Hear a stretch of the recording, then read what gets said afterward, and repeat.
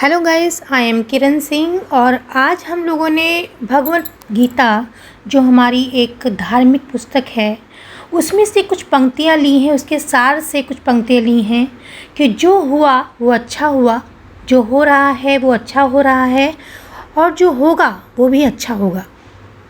यदि हम महान लोगों के बारे में, उनके जीवन के बारे में जानते हैं, पढ़ते हैं, तो ये जो सार है गीता का, ये 100% आपका सत्य है और सच है। बिल्कुल भी आप इसको अपने जीवन में देखिए किस तरीके से सच है।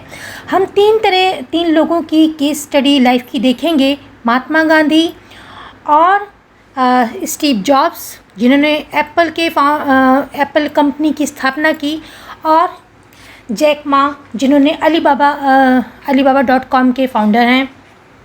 तो पहले हम महात्मा गांधी के बारे में जानते हैं कि इन्होंने जब ये दक्षिण अफ्रीका में थे और civil right activity in South Africa यानी कि 1903 से लेकर 1914 तक जो चला था, गांधी जी को वहाँ पे क्या हुआ, गांधी जी वहाँ गए तो जब वो ट्रेन में बैठे, गांधी जी को स्किन कलर की वजह से डिस्क्रिमिनेशन का सामना करना पड़ा और उन्हें यूरोपियन पैसेंजर के साथ बैठने से उनको मना कर दिया गया। उन्हें ज़मीन पर और ड्राइवर के साथ बैठने को कहा गया, जिसको उन्होंने मना कर दिया और उन्हें ट्रेन से बाहर निकाल दिया गया। और उसी दिन ये अपमान की आग ने आज़ादी, अपने देश की आज़ादी और देश से अंग्रेज़ों को बाहर निकालने की मशाल जला दी। तो क्या आप सोचते हैं वो अपमान, वो जो इवेंट हुआ था, क्या अच्छा नहीं हुआ उनके हित के लिए और देश के लिए? तो इसलिए कहते हैं कि जो हुआ वो अच्छा हुआ। केस स्टडी 2 स्टीव जॉब्स के बारे में पढ़ते हैं। स्टीव जॉब्स ने 1976 में अपने दोस्त स्टीव वोजनियाक के साथ मिलकर एप्पल कंपनी की स्थापना की। वो कॉलेज में पढ़ते थे तो कॉलेज में कई बार वो क्लास ड्रॉप करके, क्लास छोड़ के, बंक करके वो कैलीग्राफी सीखने जाते थे। अब कैलीग्राफी क्या है? कैलीग्राफी है जैसे कि हम लोग जो लिखते हैं, जो हमारी राइटिंग होती है, उसको कितनी तरीके से ले सकते हैं, कितने डिज़ाइनर तरीके से ले सकते हैं, उसके बारे में वो सीखते थे। जो कि आगे चल के उन्होंने जो कंप्यूटर बनाया, मैक का कंप्यूटर बनाया, उसमें वो जो टाइपोग्राफी थी, पर्सनल कंप्यूटर में टाइपोग्राफी जो थी, उसमें वो चीज़ जो कैलीग्राफी उन्होंने कब सीखी थी, जब वो कॉलेज टाइम में थे, वो चीज़ उनके काम आई। तो इसलिए कहते हैं कि जो भी पीछे की चीज़ है, जो भी इवेंट बाद जो भी बुरे हुए हैं, अच्छे हुए हैं, वो हमारे आगे चल के हमारे काम आते हैं। और अच्छे से भी ज़्यादा जो बुरे इवेंट हुए वो हमारे काम आते हैं, लेकिन उस समय हम लोगों को बुरे लगते हैं। अब 1985 में जब उन्होंने पहले स्थापना की एप्पल कंपनी की, लेकिन 1985 में जो तत्कालीन वहाँ के सीईओ थे एप्पल कंपनी के, उन्होंने उनको मतलब उनसे कुछ उनका मतभेद हो गया। तो पूरे कंपनी की जो बोर्ड व्यवस्था थी, उन्होंने उसको इस्तीफ़ा देने के लिए कहा और उनको इस्तीफ़ा देना पड़ा। जो कंपनी उन्होंने खुद इस्टेब्लिश की थी उससे ही उनको निकाल दिया गया। तो सोचिए उनके लिए कितनी एक बड़ी घटना होगी। वहाँ से काम छोड़ने के बाद स्टीव ने विजुअल इफेक्ट हाउस पिक्चर की स्थापना की और फिर एक नेक्स्ट कंप्यूटर कंपनी की स्थापना की। और जो भी पिक्चर कंपनी की स्थापना की, वो डिज्नी के साथ मिलके जितने भी कार्टून्स की मूवी जैसे फाइंडिंग नीमो हम लोग देखते हैं, ये सब उसी से बनी हैं। जितने भी कार्टून की मूवीज़ हैं उसमें एक तरह से पिक्चर की कंपनी की बहुत बड़ी भूमिका है। और फिर उन्होंने नेक्स्ट कंपनी की स्थापना की। उसके बाद उन्होंने ऑपरेटिंग सिस्टम बनाया, लेकिन वो बहुत ज़्यादा महंगा होने के कारण बाज़ार में चल नहीं पाया। और फिर पर्सनल कंप्यूटर में कई नई कॉन्सेप्ट का साझीदार वो रहा। और वर्ल्ड वाइड वेब के विकास में टिम बर्नर्स-ली के कंप्यूटर में पहला ऑपरेटिंग सिस्टम जो था वो भी नेक्स्ट का था। 1997 में इनको एप्पल की तरफ से सीईओ पोस्ट के लिए दोबारा ऑफ़र आया और एप्पल कंपनी ने नेक्स्ट कंपनी को ख़रीद लिया।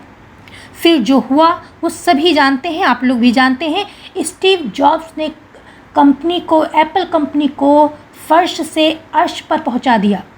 आईपैड, आईट्यून, आईफोन, आईक्लाउड जैसे उत्पादों ने दुनिया में तहलका मचा दिया और दुनिया को बदल दिया।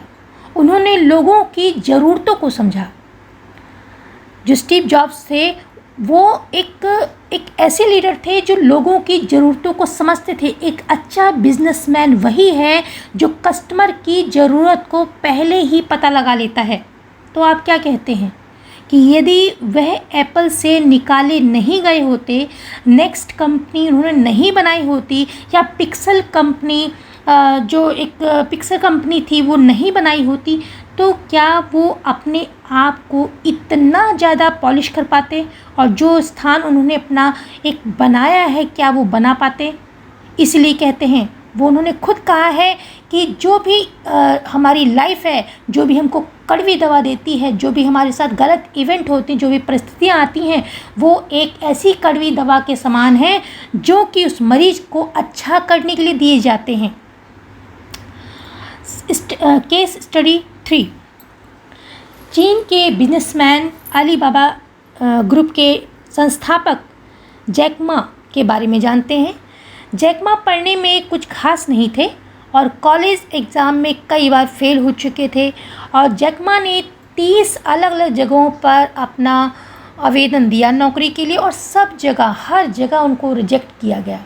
ये सोचिए कि अगर 1-2 जगह रिजेक्शन हो जाती है तो आदमी कितना मायूस हो जाता है, और उनको 30 जगह पे उनको रिजेक्ट किया गया। और फिर KFC में भी वो गए, वहाँ पे 24 लोगों ने आवेदन किया था, उसमें से 23 लोगों को चुन लिया गया और उनको नहीं चुना गया, उनको वहाँ पे भी रिजेक्ट कर दिया गया। और वो सदैव ही अपने ऊपर विश्वास करते थे। जो बाजीगर होते हैं, जो जीवन में हारते नहीं हैं, वो सदैव अपने ऊपर विश्वास करते हैं और कहते हैं, सोचते हैं कि जो हुआ वो अच्छा हुआ, और उस पर विश्वास करते हैं। वो विचलित नहीं होते, वो संघर्ष करते हैं। 1994 में जैक मा ने पहली बार इंटरनेट का नाम सुना। 1995 में एक दोस्त था, उसके साथ गए और वहाँ पे इंटरनेट के बारे में उन्होंने सर्च किया, उसके बारे में जाना, उसके बारे में पढ़ा, और चीन के बारे में उन्होंने सर्च किया। उनको चीन के बारे में कुछ भी इंटरनेट पर नहीं, कोई जानकारी नहीं मिली, तो इससे बहुत ही परेशान हो गए कि उनके देश के बारे में इंटरनेट पर कुछ भी नहीं है। और चीन की जानकारी से उन्होंने अपने दोस्त के सहायता से चीन की जानकारी से भरा हुआ पहला पेज वेबसाइट खोली, और उन्होंने दोस्तों की मदद से चीन में alibaba.com कंपनी की स्थापना की। और ये कंपनी जो है वो कई बिलियन डॉलर्स का बिज़नेस करती है, और उन्हें कई पुरस्कारों से नवाजा गया। तो आप क्या सोचते हैं, यदि उनको जॉब मिल गई होती तो ये पुलिस में कोई काम कर रहे होते, या टीचर होते, या KFC में काम कर रहे होते? क्या वो आज यहाँ होते? क्या उन्होंने alibaba.com की स्थापना की होती? नहीं। इसलिए कहते हैं, आप लोग भी अपने जीवन में देखिए, आप पीछे मुड़कर देखिए कि जितने भी इवेंट हुए हैं, जैसे खिलौना जोड़ा जाता है, उसको एक एक टुकड़ों को उसको मिलाया जाता है, फिर एक खिलौना बनता है। उसी तरह आज जो आप हैं इस समय, अपने जीवन को पीछे मुड़कर देखिए, जो भी आपके साथ इवेंट हुए हैं वो अगर ना होते तो क्या आप यहाँ पर आज होते? आप सोचिए। इसलिए कहा जाता है, इसलिए गीता के सार में कहा गया है कि जो हुआ वो अच्छा हुआ, जो हो रहा है वो अच्छा हो रहा है।